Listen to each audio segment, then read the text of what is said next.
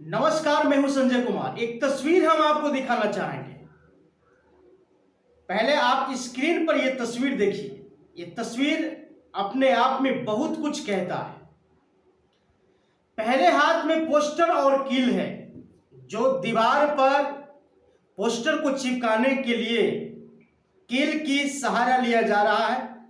दूसरे हाथ में हथौड़ा है, जो कील को ठोकने की काम करेगा। हथौड़ा, दूसरे हाथ में हथौड़ा कील ठोकने की काम करेगा और कील के सहारे इस पोस्टर को दीवार पर चिपकाया जाएगा। और इस पोस्टर में जो तस्वीर है, इस पोस्टर में जो लिखावट है, उस लिखावट और तस्वीर को देख करके आपको पता होगा कि ये कहाँ की बाबा है, किस प्रोग्राम के लिए ये पोस्टर को लगाया जा रहा है और किस लिए प्रचार प्रसार किया जा रहा है। दूसरी चीज हम आपको दिखाना चाहेंगे कि जो लड़का दीवार के सहारे खड़े हैं और अपने कंधों पर एक और नौजवान को खड़े किए हुए हैं, इससे यह प्रतीत होता है, इससे यह मालूम चलता है कि भारत में धर्म के प्रति नौजवान कितना एक्टिव है, नौजवान कितना धर्म को चाहता है, कितना धर्म में सपोर्ट करता है और कितने धर्म के लिए उत्सुक है। ये जानना हर लोगों को जरूरत है। देखिए, मैं किसी भी धर्म के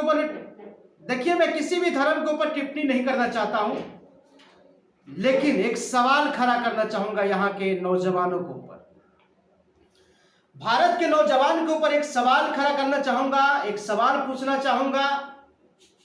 आप जो ये पोस्टर लगा रहे हैं, आप ये धर्म की प्रचार प्रसार कर रहे हैं, ये आप कर क्या रहे हैं? क्या आपको पता है कि अगर आप धर्म से प्रचार कर रहे हैं, धर्म का प्रचार कर रहे हैं, तो जानते हैं कि धर्म क्या है,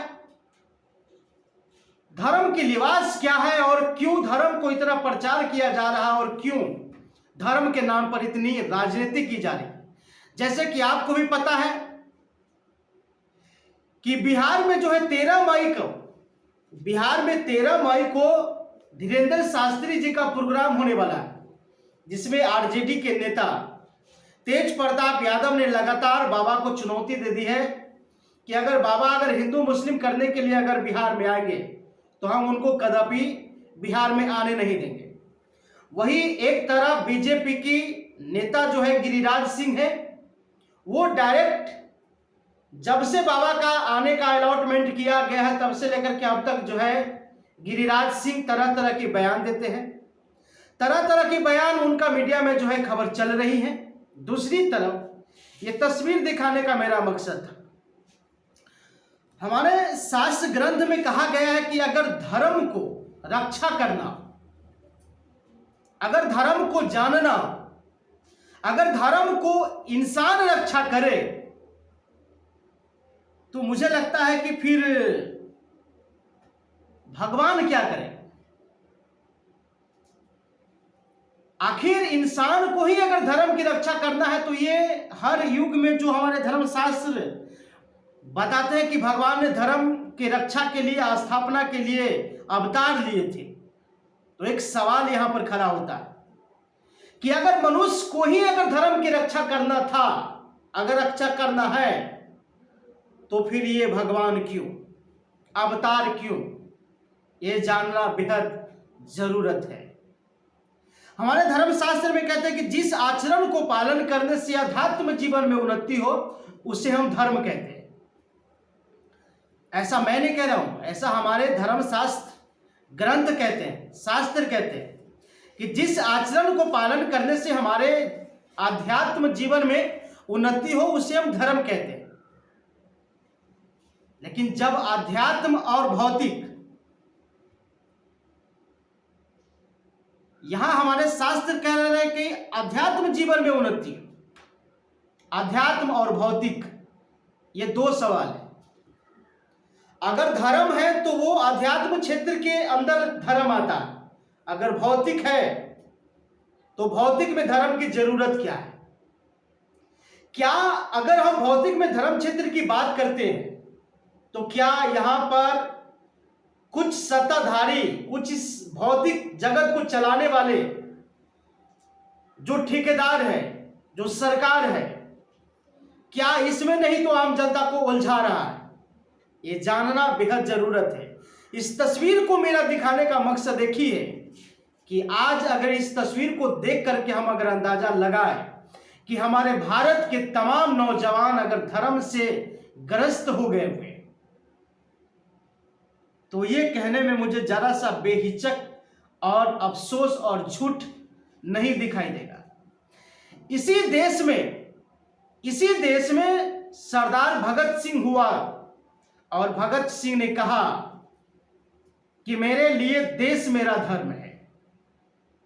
मैं किसी के डर से भगवान के सहारे चला जाऊं, भगवान की शरण में चला जाऊं, तो भगवान भी सोचेगा कि नहीं, जब इसकी मौत नजदीक है तो ये मेरी शरण में आया है, इसलिए मैं अपने धर्म को अपनी देश की सेवा में लगाना चाहता हूं।